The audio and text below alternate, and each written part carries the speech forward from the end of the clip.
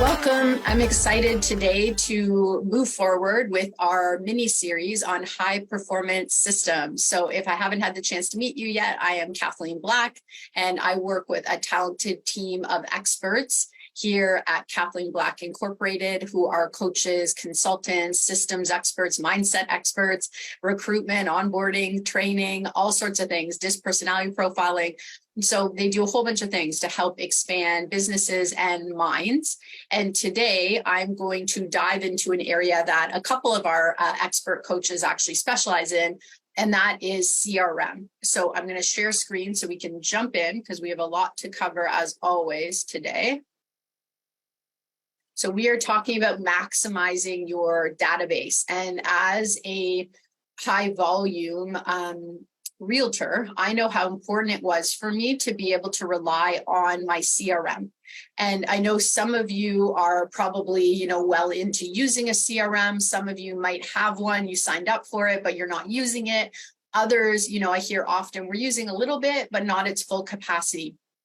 So wherever you're at in that journey is perfectly fine. You want to kind of come where you're at. So some of the things we'll talk about today might seem, further out in your journey. Some of them will apply right now. Just try to meet it based on where you're at, because the goal of today is definitely not to overwhelm you. The goal is to use technology in a way that we can have predictable results and predictable levels of service for our clients, and that we can drop the ball less, because we're humans. So at some point I'm going to tell you an example of pushback in other industries when they brought in technology similar to CRM and what the findings were of those results, because I think it will help really solidify why it's so important for us to use CRMs and databases, and I certainly think it is.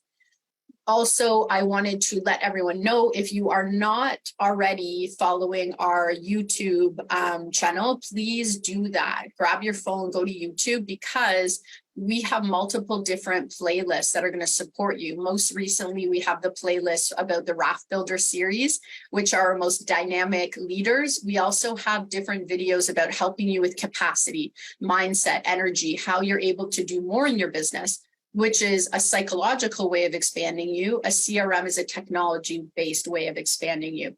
There's also different playlists on listing system, buyer system, communication, everything behind how we help power up teams that can do a much higher number of deals per agent, which is really important. There are systems and tools behind that are powering that type of production, whether you're a solo agent or you're a team agent. So take the time to follow us there. We'd love to have you there.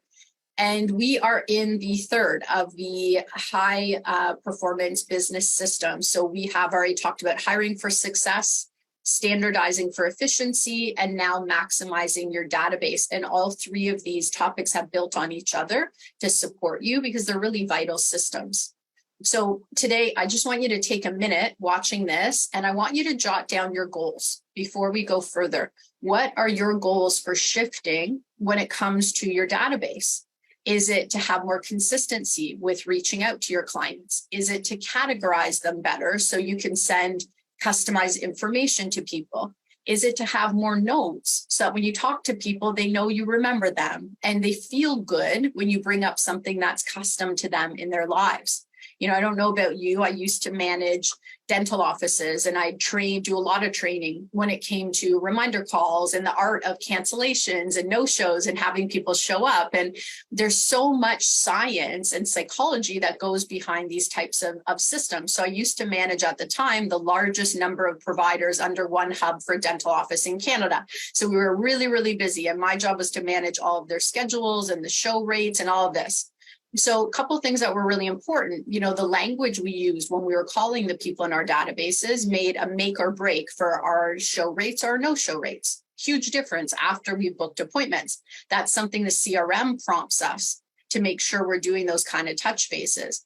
The other thing is, it was standard practice for us whenever we talk to somebody to write in a few notes. And the top of the notes in the CRM were always something personal. Do they have children? What are the children's names? What is their spouse's name? Does the spouse come to the same dental office? When they came last visit, were they going on vacation? Was it a notable year because one of their children were graduating from university, right? So I know now, I still go to one of the dental offices that I used to work in, and they always know custom things about my life. And I never, ever have sat there and thought, oh, wow, it's just because they read their database. No, I felt good. I felt like they remember me. They care about me. We know each other. And that's what a CRM that's set up well is going to help you. So note down for yourself why you want to make a shift and what you want to accomplish when it comes to your contact relationship management, your database specifically. Okay, just take a second to do that. So hopefully we've noted our goals. And on that point, we are still targeting the same phase of business expansion. The only phase that allows us to have a profitable business, a saleable business, residual income, that allows us to have a high performance business where we can do higher number of units, higher number of sales, while having a higher level of client service. This is the only phase for that. So we've talked about, we don't go from solopreneur to teampreneur. We build in the middle, the expansion phase, and that's what takes us to an actual viable business, which is very different from a job where you're leveraging off help. A viable business is night and day from that. And in order to get out of that job where you're constantly stuck in the middle and you're providing less and less because you're so busy, the answer is this section. It's the high performance systems that's going to take you to a calm expansion. And that's what I think most of us want. We want a better quality of life, right? As we build our businesses. So we've spent a lot of time with some of the pieces that we need on the scorecard to make sure that we're able to win this long game, right? We want to be the tortoise, not the hare here, where it's like I recruited somebody or I hired somebody and then boom, they're not producing. It cost me all this money. I recruited somebody, I paid them too much, and then they weren't selling. They were just helping me. Next thing you know, I've lost 200,000, 400,000, 800,000. These are all real stories, just so you know.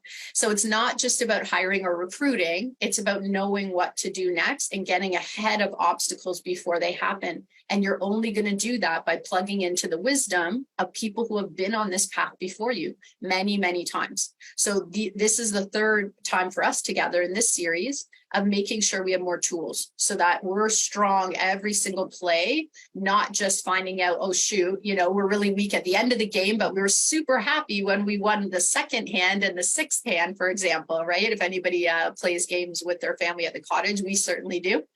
So today is more about the actual playbook.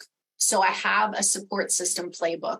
And last time when we talked about standard operating procedures, I talked about how much of a fan I am of having a lot of your client process checklists and documents actually a living entity within your CRM, because you're actually building them right into that technology where you have to be interacting with other people on your team regularly. And it's going to allow you to do that with so much less time and friction.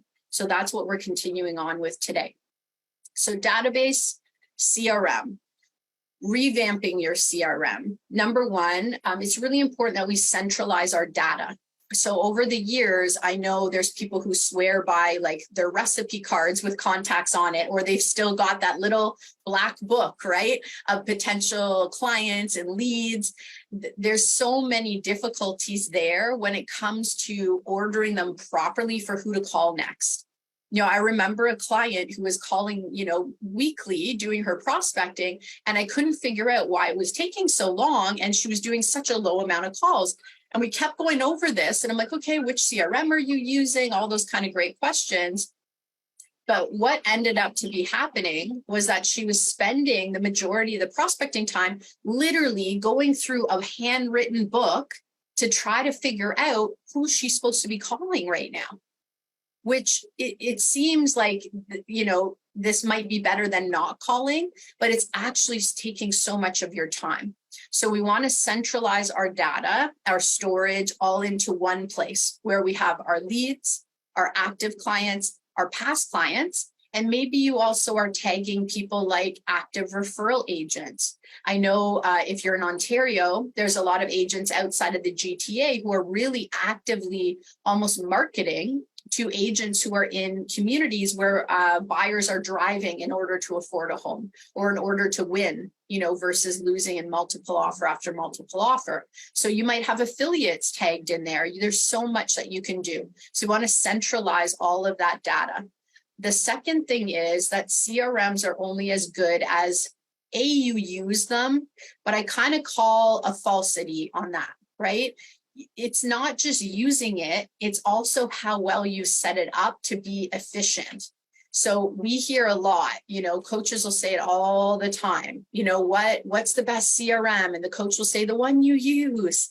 And if you're a solopreneur, regardless of your industry, that might be true. There's a lot of really good CRMs for solo agents, solo mortgage brokers, solo insurance, which in the healthcare, like whichever industry you're in, that is true. However, we need to ask ourselves, what are we trying to emulate here? Average is very average. You can get a huge amount of growth and benefit by just using a CRM. But that's night and day from high performance. And what we're doing today is focusing on high performance systems that are truly going to give you efficiency and expand your capacity times 10, which is huge. So imagine if the person across the hall from you has customized their database and they're capable of nurturing 10 times more past clients, leads, active clients even. How are you going to keep up with that person if that was your focus? I hope it's not, but it's an example. You're not. You can't not keep up with that. So sometimes it's really sad, but businesses are actually losing the opportunities that would help them reach their goals because they haven't organized themselves enough. There's no team or top producer who has scaled and stayed consistent without burning out again and again and losing a lot of money without customizing their CRM. It's also one of those systems that is a cap. Right? So I talked last time about a lot of teams will hit that 100 deals or 150 or 200, and then they're capped out. One of the main reasons they cap out, they have not set up their CRM properly and they haven't set it up as a team. So we'll talk about that a little bit too. And finally, automating your processes. What's better than getting something done? Having it done automatically at a higher quality. Like, think about that. We're in an age where that's such a magical, beautiful thing that can happen for us. We don't have to do these little tedious things. So sometimes when people are so scared about AI, I'm so excited about, oh my goodness, this can support some of the most that's not the word I'm looking for, but some of the most rudimentary, basic, tedious work that takes us all this energy and time, and it can free us up to do more exciting, more creative, more advanced things. That's what a CRM's already been doing for us for a long time.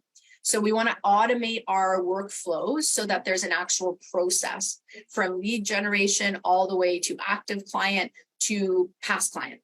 And if we really want to get into high performance, we want to make sure that this automation and the steps along the automation are also matching your training when it comes to admin training or marketing or onboarding a sales agent. You want it to match. Why? Because when they're done that training, your accountability and your tracking should also match that exact same process. We don't want to make things confusing or recreate the wheel. These are called trigger points. So a trigger point is a lead comes into the CRM. It's going to create, a lead sheet. It's going to assign it to you if you're the only agent or to a certain agent if you're on a team. It's going to create a plan that says, call this lead again tomorrow, call this lead again, however many times you've set it up, right? Then eventually, if you book an appointment, there's another trigger point. Hey, we need to do a reminder call. If we can't get a hold of them, when do we leave a voicemail? Do we email? Do we text? What does this look like? This is all set up, if not automatically happening for you, prompting you to do it, which is also really great. Then if we have a consultation with a buyer or a seller and they sign on with us, that's another trigger point. You give the paperwork to your ops person or your administrator, your team support, and they're going to set up the next appropriate plan. And that plan is magical because it's going to have different activities for different people on the team. So you don't have to walk to different offices and drop a file, right? Think how old school that would feel in the movies, right? Like when people, here's the file, when it's done, bring it back to me. Like we're skipping all of that. It all can be done right within the system, and even accountability check-ins. So we want our plans in the CRM to be connected to exactly how we run our client journeys. And that means we need trigger points that are based on systems or steps with our team, that when we're successful, when we provide value, when we resonate with a potential client and they say, yeah, I want to hire you, or yep, I'm ready to put in, firm up that offer, right? Oh, we're closing tomorrow. When all these good things happen, there's a next sequence or chain of events that are going to be triggered from that point. So really important, trigger points are one of the big things that we look for when we're helping people set up a high performance CRM. Oops. So CRM optimization to scale. Your clients are seeking expert advice and education, which requires a client process. And it requires the CRM to keep us organized, okay? The most efficient agents rely on a measured process to guide and expand their business. And if we cannot see the client journey, that means you can not only not guide your clients powerfully to the next steps in advance, but we're both moving forward blind, right? That's the job. So sometimes people have, beginner's luck, right? I'm all about the fool's card. Like, thank goodness I didn't know how hard certain things would be, because I wouldn't have done them. And I'm thankful I did do them. That's just the honest truth. But when it comes to systems and high performance, we don't want to use the fool's card. We want somebody who's seen all the pitfalls, all the issues from A all the way to Z, so that they're preventing them from happening for us as well. So we're only as good as our journey to guide other people. So if we haven't run the same journey again and again, it's more difficult to create trust for people to allow us to lead them. What tasks do you perform daily that make you happy, energized, or make you more money? Note that down for a second. Just take a second to write that down. What tasks do you perform daily that make you happy, that energize you, that bring you joy, and that make you money? What are those things? So when we're thinking of those things and we're interacting with clients, how can we intentionally frame every single interaction for success? The only way to do that is to know the outcome, which is a raft builder principle that we talk about a lot here in our community. Raft builders know the outcome because they already know their client journey and they already know where they're going. And this makes them infinitely more influential in a positive way to their clients. It also means that by having these trigger points in this journey documented, we can get to work doing the parts in the market that we can control. This last couple of years has really shown who is running a process-based business and who is running a transactional sales-based business. And I can tell you, hands down, those who are running a process-based business are the ones thriving right now. Some may be still struggling, but overall, the ones thriving are running a process-based business, which means when agent A is complaining they don't have deals and they're freaking out and they're like, I don't have enough money to pay my mortgage, which is super scary, or hey, my savings is dwindling. Agent B is saying, hey, I'm aware, you know what, 90 to 95% of my time, I'm not selling houses. I'm not literally, I'm not doing offers. I'm not putting up the sold sign. I'm talking to people. I'm doing consultations. I'm educating them on the market, right? I'm making sure they've done their financing. They've talked to the photographer. They've talked to the stager. I'm making sure my team, all the T's are crossed, all the I's are dotted. That's what we're doing the majority of the time. So it's really important that we know how to focus on those earlier steps and how to organize them. Because to build a full funnel, particularly this past year, we need 2 to 3 times more leads and potential clients in our CRM, which means it's next to impossible to provide value to that many people unless we know exactly what our next step is and we can communicate why it's a good idea to move forward with great ease. Okay. So we don't sell homes every day. 90 to 95% of our time is not selling a home. It's educating other people on the idea of taking one step forward in the sales process, just one step. If you take 3, you're going to cause a lot of stress. You're going to get pushback, no shows, all sorts of things we don't want. Okay. So when we provide them value on the idea of taking the next step in the sales process, the home sale tends to fall out on the other end. So here's some examples of trigger points in our system that we use. So when we have a lead coming in, we have a scripting system. So in the CRM, the lead would go in, it's assigned to an agent. There's a plan that says you need to call this lead until we get a hold of them. There's a scripting system so that we ensure we're communicating with people in a way that they can hear value. I can't emphasize this enough because here, I'm going to let you off the hook, okay? And I'm going to let me off the hook. I was not born at all with an ability to communicate with others naturally about what they want. None of us were. That's not the way our human brains develop. We were born, right? We know the deal. Babies, what do I need? I'm hungry. Like these like basic primal needs. That's where we started. However, in order to communicate with people effectively, we have to literally reprogram or retrain ourselves to communicate in a way that resonates with others at a really high level. So there's a lot of people out there who will say, hey, I didn't like scripts, wanted nothing to do with them, and I had an okay business. Then I implemented a strategic way of doing business where I was vulnerable about what was working and what wasn't. And that's when my business took off. And I can tell you that's true for almost every single one of our clients as well, who truly internalize this. So we have a scripting system.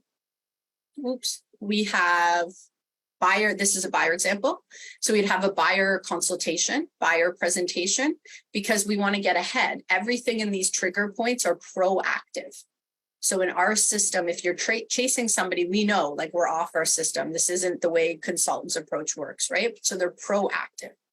Next, we would have our buyer plan. So another trigger point, right? I've put in my BRA paperwork, processed it, double checked the right name, the right email, the right address, all that kind of stuff. And I've activated, or my administrator, team support have activated a buyer plan. Buyer plans are the closest thing to a magic pill. And I don't believe in magic pills, but buyer plans are designed in order to have us emulate what the top producing agents, the flow that they naturally have with a buyer. So imagine if you had that set point of here's what you do day one, here's what you do day two, day three, you should have already done this, day five, what's happening, right? And it's literally prompting you. Over time, you do it again and again to the point that you literally internalize this. And as an agent, you start to mimic your CRM and you're on the same page and you internalize those habits and that focus because you're seeing them in your CRM every single time you have a new buyer. Really, really powerful. So that is another trigger point. And it's also helpful because we're busy, right? And in this particular example, our next trigger point would be after an accepted or closed offer, where we would have another plan in the CRM for COI or SOI, whatever you want to call it, to make sure we're staying in touch with people.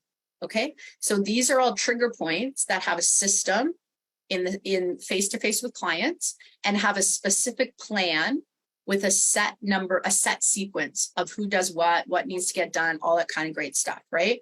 We also want to make sure in our lead plans that they're not one and done. So if you're getting a new lead and you have a task and you're calling that person, once, and you're like, oh, I have to set up my new task. Respectfully, it's a broken system. It's going to cost you a lot of money. You need a plan that's going to repeatedly tell you the number of times you need to call that lead based on data. And what is that data? What percentage of leads are we going to get a hold of right away if we call within 5 minutes, 10 minutes, 15 minutes? What percentage of leads are we never going to reach on average until day 18? And I said day 18. I know I shocked some of you, but what percentage are we going to reach by then? We want to set our plans up based on success, not based on what we feel like doing. So they're going to push us to try to contact a higher amount of times to give us an edge, right? To be more successful with those opportunities. So CRM optimization to scale. What do we need? So first of all, I always disclose, I deal in the high performance space. So when I hear things like just use it or just take action every day, I get really worried because those are not things that lead us to high performance. We need to take highly intentional, directed action. That's if you really want to show up like Super Bowl, right? Like you want to be at the Olympics. You're taking this seriously. Like you want to raise the game in your business. Then we need to emulate business systems and practices that align with that frequency, right? And for me, why not shoot for the top? You're going to do better every single time versus shooting for average. Okay. So all agents, and when I'm saying that, I mean solopreneurs, not just real estate, solopreneurs, we need these things. Okay, so we're going to go through this. Number one, we need the ability to tag, and we need to create new tags. Now, what is a tag? Super simple. It's being able to identify, is this a new lead from Google pay-per-click? Is this a new lead from in-house social media ads? Is it Instagram? Is it Facebook? Is this a new lead from a marketing company that we purchase opportunities from? Is it from door knocking, farming? You guys are getting my point here, right? Is it in a certain neighborhood? So can I tag that this is not only a farming lead, but it's a lead from a specific farming area, right? Can I tag on top of that they're a condo buyer? Okay. Can I tag that they're a certain language? Maybe a certain culture, depending on how your business is, okay? So in order to customize the way we approach and serve those people at a higher level. So tags we have to have. Second, are we able to have plans that we create and customize? Because you guys do unique things with your business. Cookie cutter is great to start, but we want to customize things so it truly emulates how you serve clients, okay? And if it doesn't, here's the thing. There's so many people who will come to us and say, hey, Kathleen, I know you've got like 3 CRM experts. I just want to pay them to set up all our plans. And that's it. Like, I'll just pay them the number of hours. Can I do that? And I'm like, okay, tell me what your goal is. And they'll say, well, my goal is I really want the team to use the CRM. I know we're going to be better off. I know we're missing the system. And I say, okay, I can't take your money because here's why. Because our team will, in their sleep, set up your CRM plans, no problem. But A, they're not customized to some of the unique things that you naturally do in your business that are really important to you.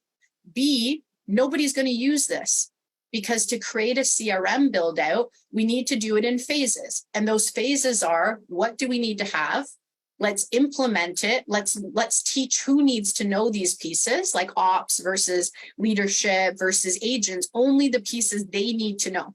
Not everybody needs to be a gatekeeper of this. And then C, let's maintain it. So it's always educate, implement, maintain.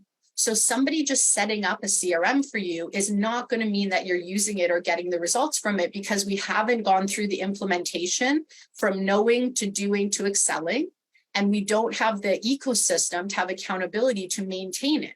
Nobody said building a business is easy, but to me, it's much easier than having a chaotic business, okay? So we need to have plans that we can customize. We need to have a combination of timed and untimed tasks. Some things are more urgent. I'm a big believer, first of all, any business that I run or I'm part of, I believe in bookmarking your day. I believe in it so thoroughly. It's the first thing that I would train, a new agent coming into your team or a team support. And what do I mean by bookending it?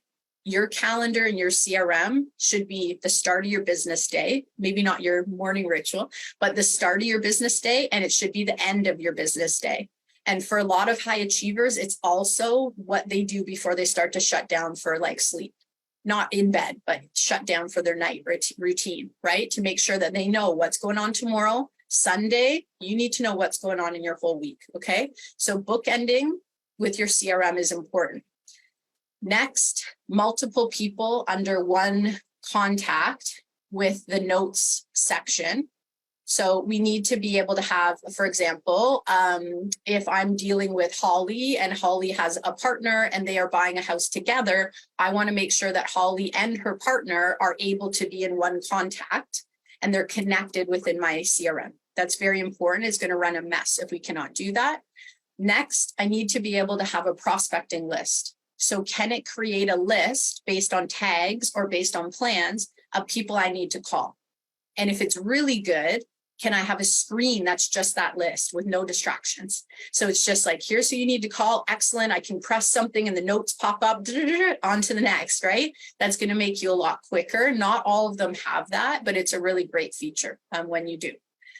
Next, I feel like I'm saying next repeatedly, which is kind of funny. Next, anyways, can we sync our schedule, right? So again, this isn't average, this is high performance, but I have my Google Calendar. I have it sunk with KV Core or with Follow Up Boss or any of the other large CRM platforms, right? Or our Royal LePage platform, whatever it is for you. So I've got my Google Calendar or whatever calendar you use. If you're Microsoft, great. You want to sync it with your system. So again, let's just say I'm with Royal LePage Sphere. I want to make sure that my calendar is syncing with the database. Why? Because first of all, if I'm sick, my team support can see what I was supposed to do that day. They can click that listing appointment and they can see exactly which client I was going to see. Why? Because we're going to take the time to make sure that we link that contact card to the actual listing appointment activity on our calendar. Also really great if you're out on the road, you're running late and you're like, oh shoot, I didn't put them in my phone contact. I can click on the CRM in my calendar, the link, and I can see their name, their phone number, their address, whatever it is. It's also really great when you're super busy, because I remember every single time I'd show up, buyer appointment or listing appointment, the last thing I do before I get out of the car is click on the calendar activity. Okay, what are their names? Okay, what are the extra notes? Because I want them to feel special. I want them to feel seen. So I want to make sure that I know that Holly's partner's name is Bob or Mary or whatever, right? So that when I go up there, they feel that I care. Really important. So CRMs help us do that. So can we sync our schedules? If you're with a team, we're going to talk about this differently, but everybody should have their schedule connected to the main team CRM. If you want to be scaling that business, you want to protect your database, this is just a no-brainer, okay? You want to have everybody's schedules on there so you can support each other. It's not for an intrusion of privacy. It's so you can do better together. You can serve better together. You can leverage better together. Like, why wouldn't we want to do that, right? So our schedules are syncing. Our contacts in the CRM are linked, as I said, to the scheduled tasks. I have showings. Oh, my showings tomorrow are with Nadine. Great, looking forward to that. Got it right there. I know exactly where I'm meeting them. Perfect. And obviously that we have mobile access, which most of the CRMs, the majority now have that. That's not an issue anymore. So let's talk about the additional needs on the team side. Teams are different. Majority of the CRMs are built for a solo producer. The majority of them, okay? So the other thing is there's a lot of CRMs that are not necessarily high performance CRMs. They're more so what I call a marketing hub. And that doesn't make them bad. That's great. I mean, how fantastic is it to tag somebody and be like, oh, they're going to get a newsletter in, this language, or this person's going to get something here. Like, for example, David Greenspan with Kits, his CRM is still for team space, a little bit different, but it's still a great marketing hub because you can customize so much of like printouts and mail outs. I mean, kind of like Morris Marketing, right? Like we know these different options are out there for us, but a marketing hub is different than a high performance CRM. And this is where it can get messy sometimes. So sometimes people have their core CRM and then they export and they make sure they tag, for example, their past clients or only their active clients if they're still doing mail outs.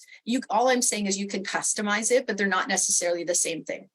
When it comes to the team space, we have very specific needs for you to grow with it.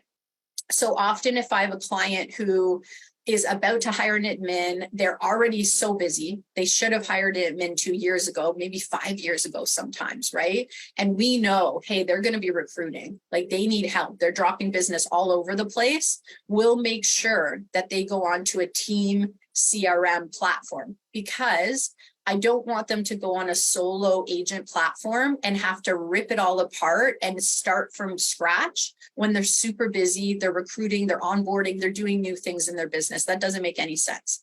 So if I know they're going to expand, we try to make sure that they've got something with all of the team needs, okay?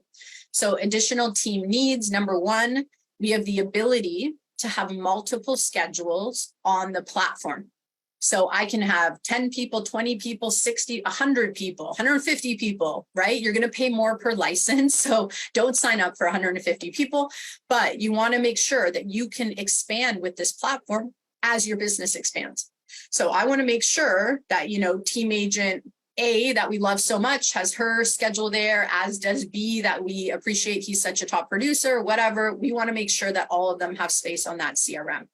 So we also need, and I'm going to explain the second part here because it gets a bit confusing. We need to be able to have multi-person tasks in one plan. And this one gets confusing because over the years, I've talked about this one with like hundreds of teams, and they'll say, yeah, we have it. We have it. I'm like, are you sure? Please make sure when you do this trial, because when you take the system and we take all the time to like convert, export everybody, import them to the new system, set everything up, and then you realize that you can attach a plan to agent A, but only the agent A can be assigned the tasks within that plan. And then you can have another plan, but only team support can be assigned those tasks. That does not work. That's a red flag. We don't want to move forward with that. So we need to make sure that if Holly signs a new buyer, right? New buyer is super excited, first time buyer. She's thrilled to work with them. She hands in her buyer representation agreement to team support. Team support's going to start her buyer plan, right? It's like, hey, they're signed, they're official now. That's a trigger point. So that's a line in the sand. They are a client or they aren't a client, right? It's black. It's not, nothing's black and white, but you get what I'm saying here. So Holly gets that new client. The buyer plan is activated. We need to make sure that Holly gets, hey, remember to set up their MLS search. We know you're super busy, Holly. Please don't forget to do this. Here, a little reminder. Hey, Holly, remember to check that they got the search, because clients get really upset if something went to spam or if we had their email wrong. Just make sure within a day and a half, you're going to touch base, make sure that they got it. Everything's okay. Day 3, hey, we should have already booked them for market education. When are you going out? Day 4, we might have team manager or ISA double checking that everything's going smoothly. Day 10, we might, again, as an example, have an accountability check-in. We might have an email that's going out to Holly's client. You see what I'm getting at? So these plans are going to have different people who are assigned the tasks based on what we need to have done with our client journey. And that's a crucial one. I highly, highly recommend you do not build a team CRM on any platform that you cannot have a multi-person task plan. Really, really key. Next, we want to be able to protect our plans and information. I'm all about collaboration.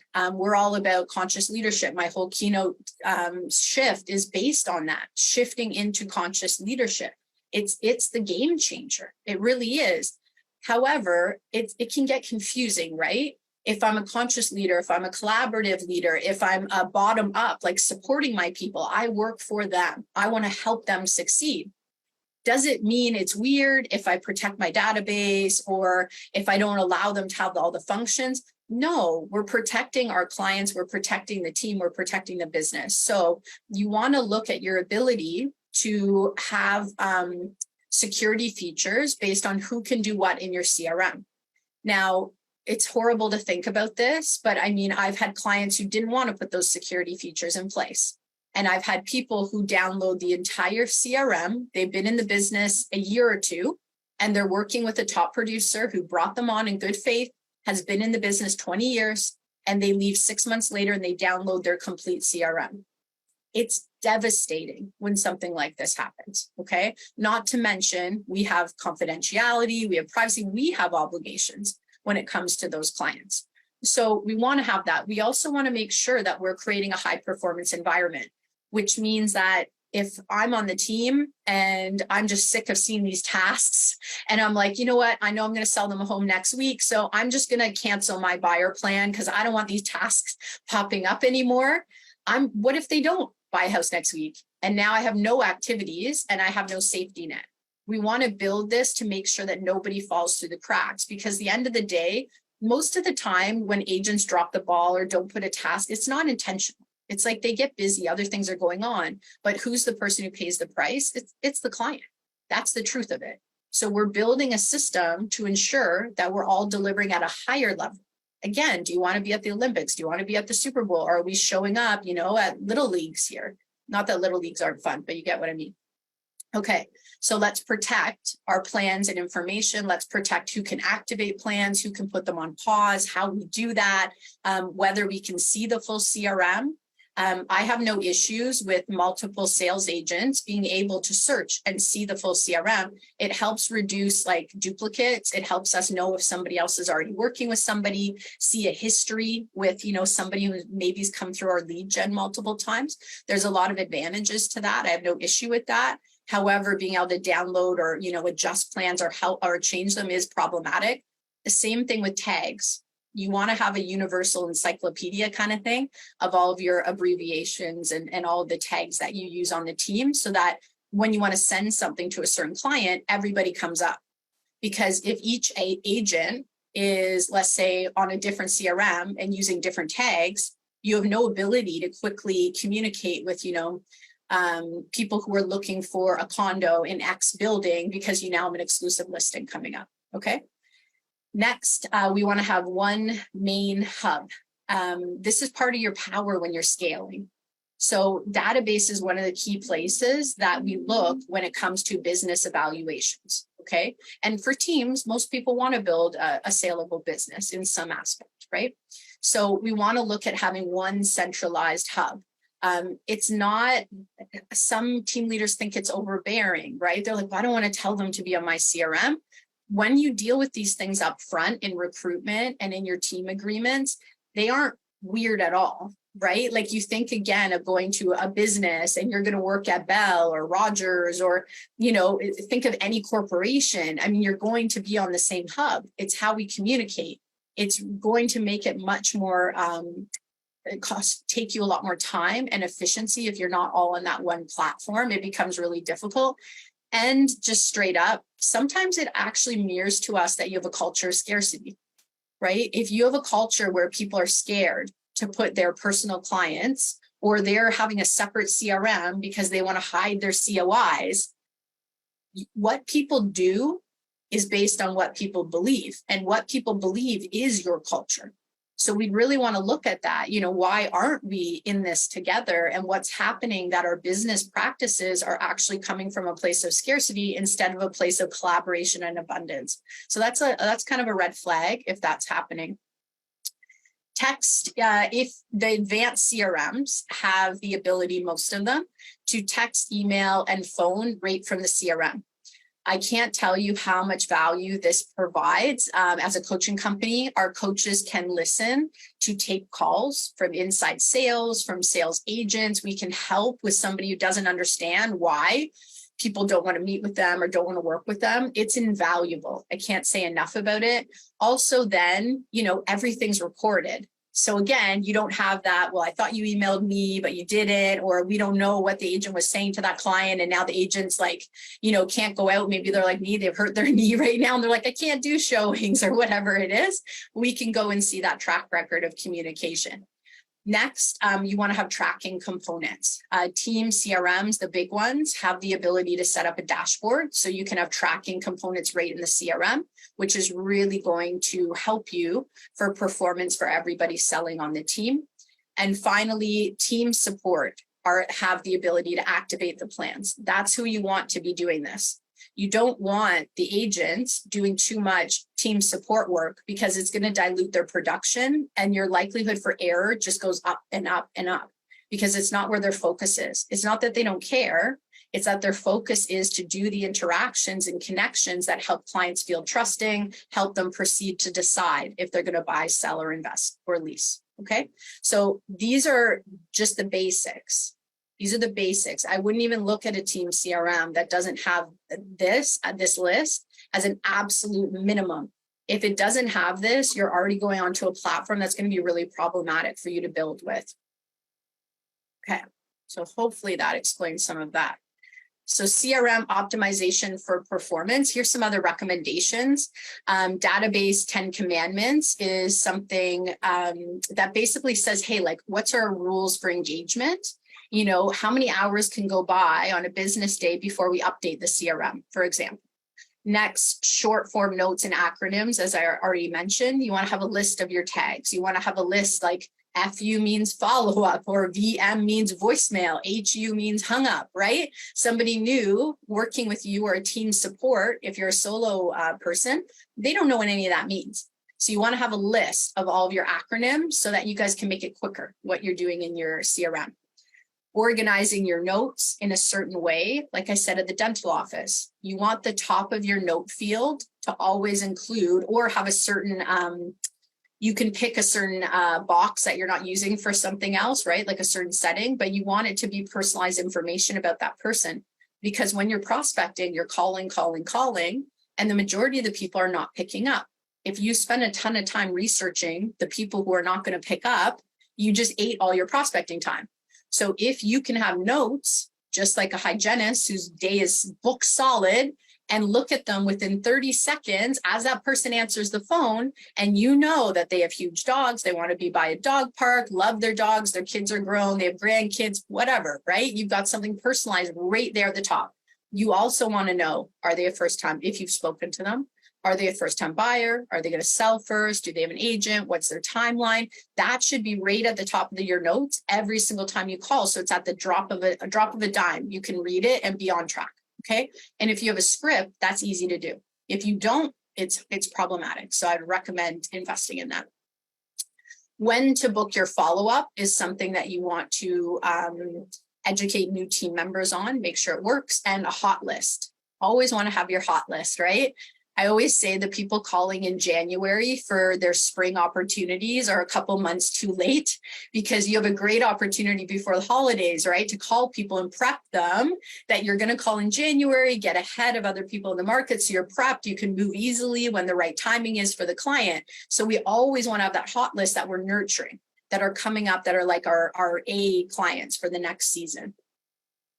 Prospecting plans. These are the vital plans that we want to have in our CRM. So a plan for new leads, not regardless of where they come from. If it's digital marketing, that plan would look a little bit different usually than an ad call, a sign call, right? A realtor.ca request. Those are a little bit warmer, a little bit different. Next, a follow-up plan. How many times are we going to follow up? For how long? If you have a high volume business, or you have inside sales on your team, or working with you, you're solo, you have inside sales, follow-up plans can really bottleneck the business. So you want to know when you keep calling and when you stop calling and what that looks like. So you don't have that bottleneck that costs a lot of money. Your set appointment plan, as in we booked an appointment with this client, now what happens? Your COI or past client plan. And then the inside sales has a different new lead plan, because inside sales calls, that's all they do, like all day long. So they call more. Their plan looks different than an agent who's out there, face to face with the public. Client experience plans and emails. This is an example, right, of your client journey. So a buyer plan for active clients. That's the buyer plan I've just talked about. A buyer postponement plan, they're going on hold, they need some time. Buyer accepted plan, buyer firm, buyer closed. Listing side, same thing, seller plan for active clients, listing checklist plan, listing relist. So we're doing a price change, etc., or something's changed in the listing. Seller accepted, seller firm, and seller closed. These are all trigger point plans. Something triggers them to be activated and to stop the plan before. That's how they work. So they should follow your client journey. Emails, letters, and cards. This is totally an example. Depending on your business, you're going to definitely customize this. So getting your home ready for a potential seller or a lead. Thank you for choosing me, buyer or seller. Happy anniversary on your home. And then based on your turnover rate, you want to decide, are you going to send a happy anniversary email for the end of time? Are you going to do it for 5 years, 10 years? What does that look like? Congratulations on a purchase or a sale. And market review. Hey, this house isn't selling. We need to have a talk. What does that look like? How do we set ourselves up for success? What do we say to a seller so that when we call after this email or letter, they actually want to talk to us, which is a really cool system that I love. Tags. This is, again, an example. Some of our clients have shared their actual ones at Ultimate Team Summit, which is really fantastic. We go through and build custom build outs with our clients. So once they go through that, sometimes they'll share what theirs look like so people can compare. So agent name and the lead, an agent's active buyer, active seller, on hold, past client, or a lead source, web lead, etc. Right? Did they come in through a first-time buyer seminar? Are they a VIP COI, which is a more elevated system we have for past clients that we can really expand business with the people in our database from using that? Maybe a geographic area. You can have hundreds of tags potentially, but what you don't want to have is duplications or two tags that mean the same thing, or people adding tags that we're not aware of, so that when we go to pull that data, it's not accurate. Okay, so it's really important you have a master list of your tags as you go. So this is our third of this series. So anybody who is outside of our coaching community, because if you're in this coaching community, you can get access to this. But anyone who's outside of this, if you share your best takeaway from this series and you tag me, I will send you this report. So it's an optimization checklist for optimizing your CRM. So we've heard from a few of you, which has been really nice in this series. And I'd love to hear more what you're taking from this. So do that and we will send you that. So on that note, you noted at the start today what you wanted to shift when it came to your CRM. And we talked about, a little bit, what are the things that give us joy, that, make us money, that we have good energy about in our business. Now that we've gone through some of these critical pieces of a high performance CRM build out, I want you to note down which implementation, because I don't want to talk about knowing. I don't want it to be like, well, if I had that plan. No, it doesn't matter. If you had the plan and you customized it, you implemented it, you used it and you maintained it, then you're going to get amazing value. Just having it means nothing really in high performance, here nor there, right? So based on what you wanted to achieve at the start, what have we covered that would be the best first step? That best first step that's going to give you the most return. And if you want to throw that, if you're live, into chat, I'd love to hear what next step do you need to take most to get you closer to that calm and to a more organized business? What does that look like for you? So you can throw it up there. And there's a lot that we can do with these types of shifts, right? I'd like to share this team leader that we have so much respect for that said, hey, I want to go from 80 hours a week to 45 hours a week. We said, okay, great. Like, let's put in place some of the systems, the shifts, the mentality together. Let's collaborate to get you there. So they wanted time with their kids and their family and whatnot. And we were able to do that. And in the process of putting the systems in place to move from 80 hours a week to 45, we also happened to go from 100 deals a year to over 200 deals a year. And from the team leader doing a phenomenal amount of personal business to doing much, much less and helping other people on the team have leadership. So for you, this might be, hey, you know what? I want to work the same hours, but I want to do 25% more business or 50% more business. Maybe for you, you're working really long hours right now and you'd like to take Sundays off or Friday nights. It is absolutely possible. The key here is to say, what do I want? And what do I need to put in place to get there? Who knows how to do this and implement it as quickly as possible? Profitable and saleable businesses don't happen by accident. They happen with guidance and intention.